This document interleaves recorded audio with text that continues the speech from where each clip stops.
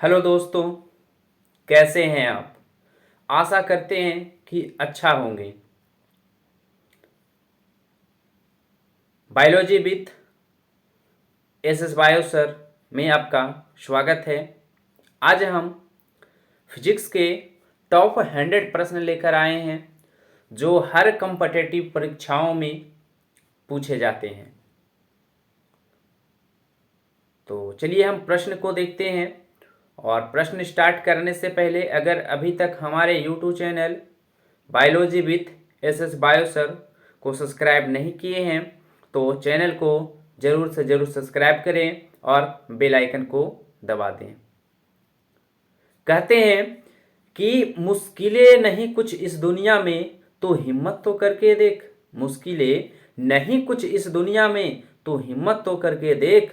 ख्वाब बदलेंगे हकीकत में तो मेहनत तो करके तो देख। तो चलिए हम देखते हैं प्रश्न को।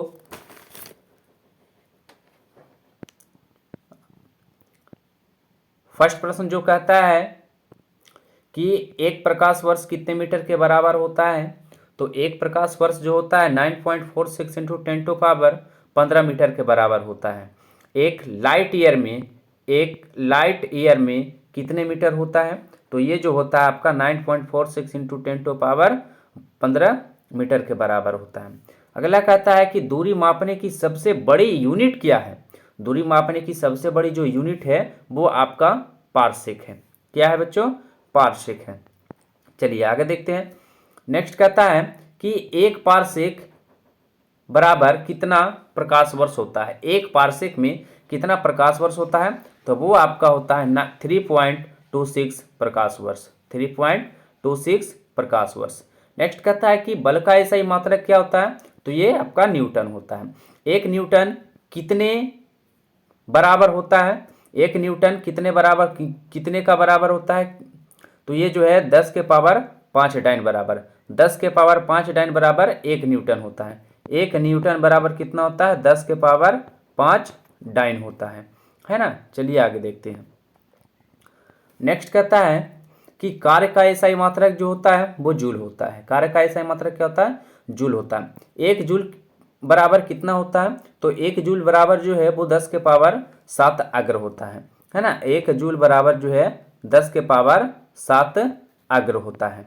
चलिए आगे देखते हैं। नेक्स्ट कहता है क्या कि समय का एसआई मात्रक क्या होता है, तो ये सेकंड होता है जिसे एस से रिप्रेजेंट किया जाता है। नेक्स्ट कहता है कि टेम्परेचर का एसआई यूनिट क्या होता है, तो ये केल्विन होता है। नेक्स्ट कहता है कि ज्योति तीव्रता का एसआई मात्रक क्या होता है? कैंडेला होता है। चलिए आगे देखते हैं। नेक्स्ट कहता है कि पदार्थ का परिमाण का एसआई मात्रक क्या होता है, तो ये आपका मोल होता है। विद्युत धारा इलेक्ट्रिक करंट का एसआई मात्रक क्या होता है? ए एम्पियर होता है जिसे ए से रिप्रेजेंट किया जाता है।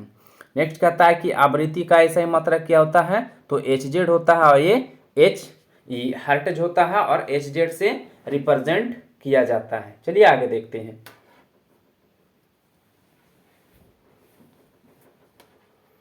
नेक्स्ट कहता है कि वह भौतिक राशि जिसमें केवल परिमाण होता है, दिशा नहीं होती है, वे भौतिक राशि जिसमें केवल परिमाण होता है, डायरेक्शन नहीं होता, उसे हम लोग स्केलर क्वांटिटी कहते हैं, अदिश राशि कहा जाता है। चलिए आगे देखते हैं। नेक्स्ट कहता क्या है कि वैसी भौतिक राशि जिनमें परिणाम के साथ साथ डायरेक्शन भी होता है ना, उसे क्या कहते हैं? उसे हम लोग सदिश राशि कहते हैं। क्या कहते हैं? सदिश राशि कहते हैं। चलिए आगे देखते हैं। नेक्स्ट कहता है कि द्रव्यमान, चाल, दूरी, आयतन, कार्य, समय, ऊर्जा, विद्युत धारा, ताप, दाब, ये किसका उदाहरण है, तो ये सब जितने भी हैं सारे के सारे अदिश राशि का उदाहरण है। इसमें परिमाण होता है लेकिन डायरेक्शन नहीं होती, दिशा नहीं होती है। चलिए आगे देखते हैं। नेक्स्ट आपका कहता है कि velocity, displacement, force and acceleration, ये सब जो है किसके उदाहरण है, तो ये सब वेक्टर क्वांटिटी सदिश राशि के उदाहरण। इसमें परिमाण के साथ साथ जो है दिशा भी होती है। चलिए नेक्स्ट कहता है कि चाल का एसआई मात्रक क्या होता है, तो ये जो है आपका मीटर पर सेकेंड होता है। क्या होता है? मीटर पर सेकेंड होता है। त्वरण का एसआई मात्रक क्या होता है, तो ये होता है मीटर प्रति वर्ग सेकेंड, है ना। भौतिक राशि, ये भौतिकी का पिता किसे कहा जाता है, फिजिक्स ऑफ फादर किसे कहा जाता है, तो ये है सर आइजैक न्यूटन साहब को, है ना। नेक्स्ट कहता है कि न्यूटन ने अपनी किस पुस्तक में सबसे पहले गति के नियम को प्रतिपादित किया। न्यूटन ने अपने किस पुस्तक में सबसे पहले गति के नियम को प्रतिपादित किया, तो ये जो है आपका प्रिंसिपिया था। क्या था? पुस्तक का नाम क्या था? प्रिंसिपिया। चलिए नेक्स्ट कहता है कि यदि कोई वस्तु विराम अवस्था में है तो वह विराम अवस्था में ही रहेगी जब तक उस पर कोई बाहरी बल, बाहरी फोर्स लगाकर उसमें परिवर्तन न किया जाए। तो यह न्यूटन के किस नियम को प्रदर्शित रिप्रेजेंट करता है, तो ये जो है न्यूटन का फर्स्ट लॉ, प्रथम नियम को प्रदर्शित करता है कि यदि कोई वस्तु विराम अवस्था में है तो वह विराम में ही रहेगी जब तक उस पर कोई बाहरी बल लगाकर परिवर्तन नहीं किया जाए। तो ये जो है न्यूटन का प्रथम नियम कहा जाता है। चलिए आगे देखते हैं। नेक्स्ट कहता है कि प्रथम नियम को और किस नाम से जाना जाता है, तो ये जो है आपका गैलीलियो का नियम या फिर जड़त्व का नियम कहा जाता है। प्रथम नियम को और किस नाम से जाना जाता है, तो ये गैलीलियो का नियम या जड़त्व का नियम कहा जाता है इसे। नेक्स्ट कहता है कि ठहरी हुई मोटर या रेलगाड़ी के अचानक चल पड़ने पर उस पर बैठे यात्री पीछे की ओर झुक जाते हैं। यह न्यूटन के किस गति के नियम को प्रदर्शित करता है, तो ये न्यूटन की जो है आपका फर्स्ट यानी कि प्रथम नियम या जड़त्व के नियम को प्रदर्शित करता है कि कोई अगर गाड़ी ठहरा हुआ है या मोटर गाड़ी हो या रेलगाड़ी हो, वो अगर अचानक चलना प्रारंभ कर दे तो उस मोटर गाड़ी या रेलगाड़ी पे जो बैठे यात्री होते हैं वो अचानक पीछे की ओर क्या होते हैं, झुक जाते हैं। तो ये न्यूटन का प्रथम नियम फॉलो करता है। चलिए आगे देखते हैं। नेक्स्ट कहता है कि प्रत्येक क्रिया के बराबर विपरीत प्रतिक्रिया होती है। यह न्यूटन के किस नियम को प्रदर्शित करता है, तो ये थर्ड लॉ नियम को प्रदर्शित करता है। न्यूटन का थर्ड लॉ तीसरे नियम को प्रदर्शित करता है। प्रत्येक क्रिया के बराबर विपरीत प्रतिक्रिया होती है, यह न्यूटन के तीसरे नियम को प्रदर्शित करता है। नेक्स्ट क्या है? अगला कहता है कि बंदूक से गोली चलाने पर चलाने वाले को पीछे की ओर धक्का लगना यह न्यूटन के किस नियम को प्रदर्शित करता है, तो ये भी जो है आपका तृतीय नियम को प्रदर्शित करता है कि कोई अगर व्यक्ति गोली चला रहा है और चलाने के पश्चात, है ना, वो पीछे की ओर धक्का लगता है, तो ये न्यूटन के तीसरे नियम को प्रदर्शित करता है। चलिए आगे देखते हैं। नेक्स्ट कहता है कि ऊर्जा का ऐसा मात्रक क्या होता है, तो ये आपका जूल होता है। ऊर्जा का ऐसा मात्रक क्या होता है? जूल होता है। चलिए आगे देखते हैं। नेक्स्ट है कि बांध बनाकर इकट्ठा किए गए पानी की ऊर्जा तथा घड़ी की चाबी में संचित ऊर्जा, ये दोनों किस प्रकार की ऊर्जा है, तो ये जो है स्टैटिक्स एनर्जी है, स्थिर ऊर्जा है ना, स्थिर ऊर्जा है। बांध बनाकर इकट्ठा किए गए पानी की ऊर्जा तथा घड़ी की चाबी में संचित ऊर्जा, ये दोनों जो है किस प्रकार की ऊर्जा का उदाहरण है, तो ये आपका स्थिर ऊर्जा है। चलिए आगे देखते हैं। नेक्स्ट कहता है कि कौन यांत्रिक ऊर्जा को विद्युत ऊर्जा में ट्रांसफर करता है, बदलता है, परिवर्तित करता है, तो ये जो है आपका डायनेमो जो है विद्युत ऊर्जा को यांत्रिक ऊर्जा को विद्युत ऊर्जा में बदलने का कार्य करता है। नेक्स्ट कहता है कि रासायनिक ऊर्जा को प्रकाश एवं ऊष्मा ऊर्जा में कौन परिवर्तित करता है, तो ये जो है आपका मोमबत्ती। रासायनिक ऊर्जा को प्रकाश एवं ऊष्मा ऊर्जा में परिवर्तित करता है कौन? ये आपका मोमबत्ती हो गया इसका उदाहरण। चलिए नेक्स्ट देखते हैं। नेक्स्ट कहता है कि ध्वनि ऊर्जा को विद्युत ऊर्जा में कौन परिवर्तित करता है? ध्वनि ऊर्जा को विद्युत ऊर्जा में कौन परिवर्तित करता है, तो ये जो है आपका माइक्रोफोन है। क्या है? माइक्रोफोन है। चलिए आगे देखते हैं। नेक्स्ट क्या कहता है कि विद्युत ऊर्जा को ध्वनि ऊर्जा में कौन परिवर्तित करता है? विद्युत ऊर्जा को ध्वनि ऊर्जा में कौन परिवर्तित करता है, तो ये जो है आपका लाउड स्पीकर जो है विद्युत ऊर्जा को ध्वनि ऊर्जा में परिवर्तित करने का काम करता है। चलिए नेक्स्ट कहता है कि सौर ऊर्जा को विद्युत ऊर्जा में कौन परिवर्तित करता है? तो सौर ऊर्जा को विद्युत ऊर्जा में परिवर्तित करने का काम जो है वो सोलर सेल करता है। कौन करता है? सोलर सेल करता है। चलिए नेक्स्ट है कि विद्युत ऊर्जा को प्रकाश ऊर्जा में कौन परिवर्तित करता है? तो ये आपका ट्यूबलाइट है। विद्युत ऊर्जा को प्रकाश ऊर्जा में कौन परिवर्तित करता है? ट्यूबलाइट करता है। नेक्स्ट कहता है कि विद्युत ऊर्जा को यांत्रिक ऊर्जा में कौन परिवर्तित करता है? विद्युत ऊर्जा को यांत्रिक ऊर्जा में कौन परिवर्तित करता है? तो ये आपका है विद्युत मोटर है। कौन है? विद्युत मोटर है। नेक्स्ट क्या कहता है कि रासायनिक ऊर्जा को विद्युत ऊर्जा में कौन परिवर्तित करता है? रासायनिक ऊर्जा में विद्युत ऊर्जा में रासायनिक ऊर्जा को विद्युत ऊर्जा में कौन परिवर्तित करता है? तो ये जो है आपका विद्युत सेल है। क्या है? विद्युत सेल है। चलिए आगे देखते हैं। नेक्स्ट क्या कहता है कि यांत्रिक ऊर्जा को ध्वनि ऊर्जा में कौन परिवर्तित करता है? तो ये है आपका सितार, है ना। यांत्रिक ऊर्जा को ध्वनि ऊर्जा में कौन परिवर्तित करता है? सितार करता है। शक्ति का एसआई मात्रक क्या होता है? तो शक्ति का जो एसआई मात्रक होता है वाट होता है, या इसे अश्व शक्ति भी कहा जाता है, जिसे W से रिप्रेजेंट किया जाता है। चलिए आगे देखते हैं। नेक्स्ट कहता है कि ग्रेविटेशनल फोर्स को किसने प्रतिपादित किया? गुरुत्वाकर्षण बल को किसने प्रतिपादित किया? तो ये सर आइजैक न्यूटन ने। नेक्स्ट कहता है कि लिफ्ट ऊपर की ओर जाती है तो लिफ्ट में स्थित पिंड का जो भार है वो क्या होगा? बढ़ जाएगा। जब लिफ्ट ऊपर की ओर जाएगा तो लिफ्ट में स्थित जो पिंड का भार होता है, वेट होता है, वो क्या होता है? बढ़ जाता है। चलिए आगे देखते हैं।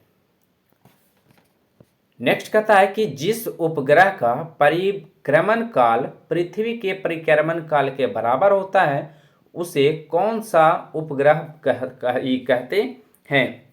जिस ग्रह का परिक्रमण काल पृथ्वी के परिक्रमण काल के बराबर होता है उसे कौन सा उपग्रह कहा जाता है? तो उसे कहते हैं भू-अस्थायी उपग्रह कहा जाता है ना। ये जो है जियो स्टेशनरी सैटेलाइट के नाम से भी इसे जाना जाता है। चलिए आगे देखते हैं। नेक्स्ट आपका कहता है कि भूतुल्यकालिक कक्षा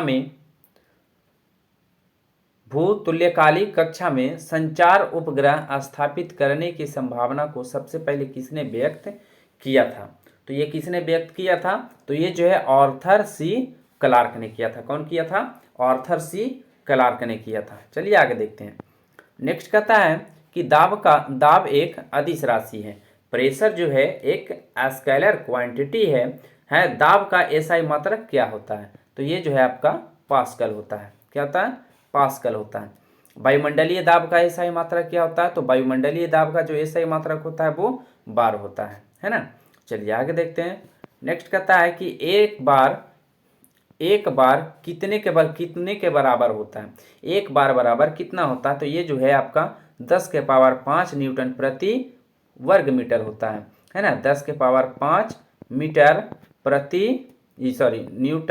प्रति वर्ग मीटर होता है ना। चलिए आगे देखते हैं। नेक्स्ट कहता है कि पृथ्वी की सतह से ऊपर जाने पर वायुमंडलीय दाब कम हो जाता है। जैसे जैसे पृथ्वी की सतह से ऊपर जाएंगे वायुमंडलीय दाब जो है वो क्या होगा? कम होते जाता है ना। चलिए आगे देखते हैं। नेक्स्ट क्या कहता है कि ऊंचे पर्वतों पर खाना बनाने में कठिनाई क्यों होती है? तो ऊंचे पर्वतों पर खाना बनाने में कठिनाई होने का मुख्य कारण है कि वहां पर वायुमंडलीय दाब बहुत कम होता है। वायुमंडलीय दाब कम होने के कारण ऊंचे पर्वतों पर खाना बनाना संभव नहीं होता है ना। चलिए आगे देखते हैं। नेक्स्ट कहता है कि वायुमंडलीय दाब जो है किस यंत्र से मापा जाता है?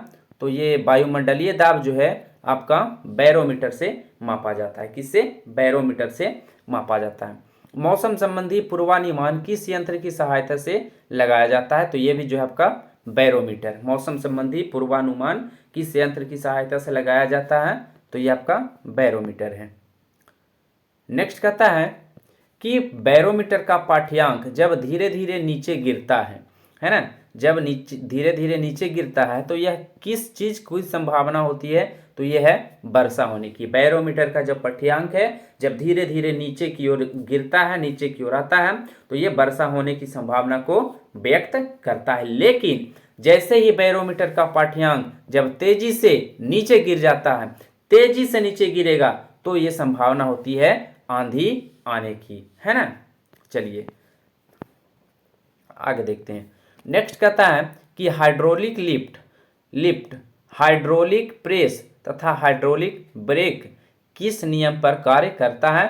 तो ये जो तीनों है आपका पास्कल के नियम पे कार्य करता है। हाइड्रोलिक लिफ्ट, हाइड्रोलिक प्रेस और हाइड्रोलिक ब्रेक जो है ये पास्कल के नियम पे आधारित है ना, कार्य करता है।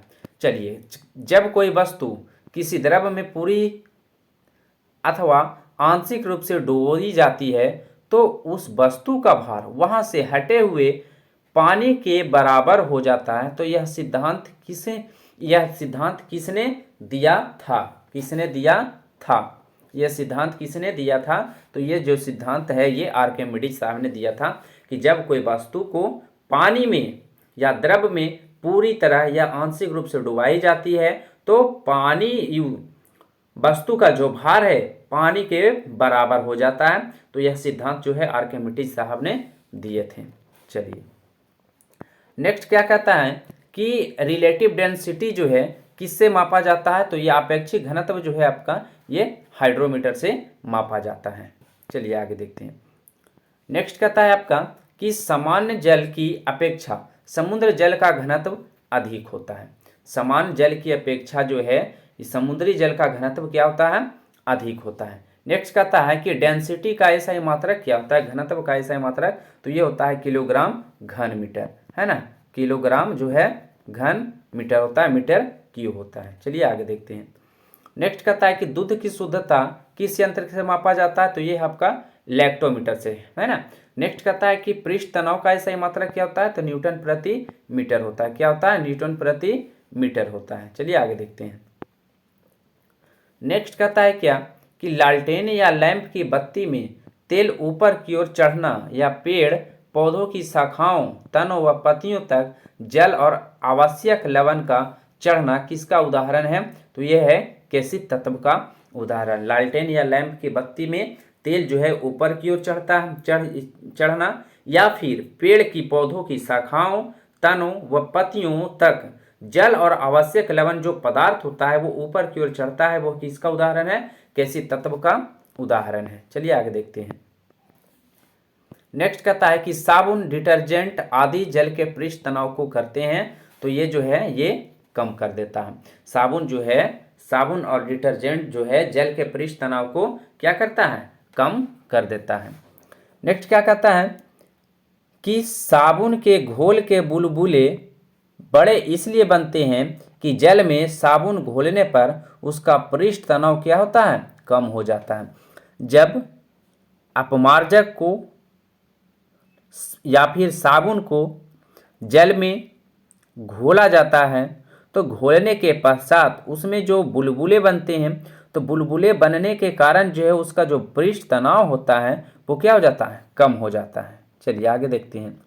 नेक्स्ट कहता है कि विस्कोसिटी, श्यानता किसका गुण होता है ना। श्यानता किसका गुण होता है? तो ये जो है द्रव तथा गैसों का होता है, लिक्विड और गैसों का होता है। नेक्स्ट कहता है कि आदर्श तरल की श्यानता क्या होती है। तो आदर्श तरल की जो श्यानता होती है वो आपका 0 होता है, 0 होता है। नेक्स्ट क्या कहता है कि ज्वालामुखी से निकलने वाला लावा बहुत अधिक गाढ़ा होने पर भी तेजी से बढ़ता है, क्योंकि उसका घनत्व अपेक्षाकृत क्या होता है? कम होता है।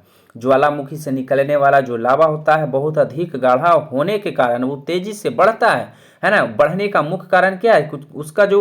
उसका जो घनत्व है वो घनत्व क्या है? घनत्व जो है अपेक्षाकृत कम होता है ना। चलिए आगे देखते हैं। नेक्स्ट कहता है कि एक निश्चित पथ पर गति करती हुई वस्तु जब निश्चित समय अंतराल के पश्चात बार बार अपने पूर्व को दोहराती है ना, पूर्व को दोहराती है, तो यह किस प्रकार की गति, इसे किस प्रकार की गति को कहते हैं? तो ये जो है आपका आवर्त गति पेरियोडिक मोशन, है ना। एक निश्चित पथ पर गति करती वस्तु जब निश्चित समय अंतराल के बाद बार बार अपने पूर्व को दोहराती है तो इस प्रकार की गति को क्या कहा जाता है? आवर्त गति पेरियोडिक मोशन कहा जाता है। नेक्स्ट आगे है कि चंद्रमा पर लोलक घड़ी को ले जाने पर उसका आवर्तकाल क्या होता है? बढ़ जाता है। चंद्रमा पर लोलक घड़ी ले जाने पर उसका आवर्तकाल बढ़ जाता है। नेक्स्ट कहता है कि किसी पदार्थिक माध्यम ठोस, द्रव तथा अथवा गैस से संचलित होने वाली तरंग को क्या कहते हैं? तो ये जो है आपका यांत्रिक तरंग कहा जाता है। किसी पदार्थिक माध्यम जैसे ठोस, द्रव और गैस से संचलित होने वाली तरंग को क्या कहते हैं? यांत्रिक तरंग कहा जाता है। ध्वनि जो है किस प्रकार के तरंग का उदाहरण है? तो ध्वनि जो है आपका अनुदैर्ध्य तरंग का उदाहरण है। चलिए आगे देखते हैं। नेक्स्ट क्या कहता है? अगला जो कहता है कि सभी विद्युत चुंबकीय तरंग किसकी बनी होती है? तो ये जो है फोटॉन की बनी होती है। सभी विद्युत चुंबकीय तरंग जो है वो किसकी बनी होती है? फोटॉन की बनी होती है ना। विद्युत चुंबकीय तरंगों की तरंग दैर्घ्य का मान कितना होता है? तो 10 के पावर -14 मीटर से लेकर 10 के पावर 4 मीटर तक, है ना। विद्युत चुंबकीय तरंग की तरंग दैर्घ्य कितना होता है? 10 के पावर -14 मीटर से लेकर 10 के पावर 4 मीटर तक। नेक्स्ट क्या कहता है कि गामा किरणें की आवृत्ति कितनी होती है? तो गामा किरण की जो आवृत्ति होती है 10 के पावर 20 हर्ट्ज से लेकर 10 के पावर 18 हर्ट्ज तक, है ना। 10 के पावर 20 हर्ट्ज से लेकर 10 के पावर 18 हर्ट्ज तक। नेक्स्ट कहता है कि रेडियो तरंग की आवृत्ति कितनी होती है? तो रेडियो तरंग की जो आवृत्ति होती है वो आपका 10 के पावर 10 हर्ट्ज से लेकर 10 के पावर 4 हर्ट्ज तक, है ना। नेक्स्ट क्या कहता है कि एक्स किरणों की आवृत्ति कितनी होती है? तो एक्स किरणें की जो आवृत्ति होती है वो 10 के पावर 18 हर्ट्ज से लेकर 10 के पावर 16 हर्ट्ज तक होती है। नेक्स्ट कहता है कि पराबैंगनी किरणों की आवृत्ति कितनी होती है? तो पराबैंगनी अल्ट्रावायलेट रे की जो आवृत्ति होती है 10 के पावर 16 हर्ट्ज से लेकर 10 के पावर 14 हर्ट्ज तक। नेक्स्ट कहता है कि गामा किरणों का तरंग दैर्घ्य कितना होता है? तो गामा किरणों का जो तरंग दैर्घ्य होता है 10 के पावर -14 मीटर से लेकर 10 के पावर -10 मीटर तक। चलिए आगे देखते हैं। नेक्स्ट कहता है कि एक्स किरणों का तरंग दैर्घ्य कितना होता है? तो एक्स किरणों का जो तरंग दैर्घ्य होता है 10 के पावर -10 मीटर से लेकर 10 के पावर -8 मीटर तक।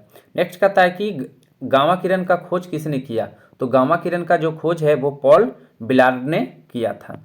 नेक्स्ट है कि एक्स किरणें का खोज किसने किया? तो एक्स किरणें का जो खोज है वो रॉन्टजन ने किया था। पराबैंगनी किरण का खोज किसने किया? जॉन रिटर ने किया था पराबैंगनी किरण का खोज। नेक्स्ट कहता है कि रेडियम की खोज मैडम मैरी क्यूरी ने की, लेकिन रेडियो सक्रियता की खोज कौन किया? तो हेनरी बेकरेल ने की थी, हेनरी बेकरेल ने। नेक्स्ट कहता है कि रेडियो का आविष्कार किसने किया? तो ये मार्कोनी ने किया था। दृश्य विकिरण विजुअल रेडिएशन का खोज किसने किया? तो ये न्यूटन साहब ने किए थे। चलिए आगे देखते हैं। नेक्स्ट कहता है कि अवसर्व तरंग इंफ्रासोनिक वेव्स किसे कहते हैं?